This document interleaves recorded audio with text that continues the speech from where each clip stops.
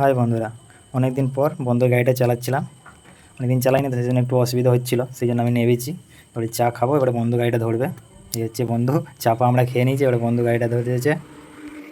আর আমরা এখন যাচ্ছি বদনগঞ্জ। আমাদের গাড়িতে আজকে আলু লোড আছে, আলু লোড হবে। এইটা হচ্ছে বদনগঞ্জের রাস্তায় ঢুকে গেছি। আর এই হচ্ছে স্টোর, এই স্টোরটা থেকে নিয়ে আজকে লোডটা হবে।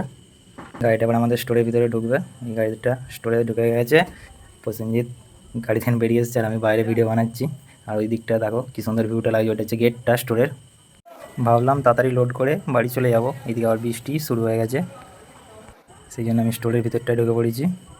এই সাইডে দেখি লিফটে করে আমাদের আলু নামা স্টার্ট হয়ে গেছে। এই হচ্ছে এইভাবে লিফটে করে আলু নামবে।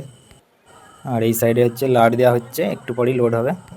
কিছুক্ষণ বসে থাকার পর এই যে আমাদের গাড়িটা লোড হওয়া স্টার্ট হয়ে গেছে। লেবাররা আলুগুলো নিয়ে আসছে লিফটের পাশ থেকে, ওখান থেকে হেঁটে হেঁটে আসছে। এইভাবে গাড়িটা লেবাররা সব লোড দিচ্ছে।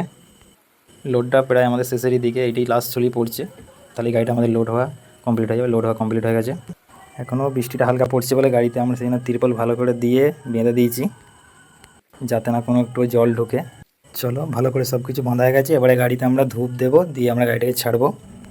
স্টোর থেকে আমরা গাড়িটা ছেড়ে দিয়েছি, এখন আছি রাস্তায়।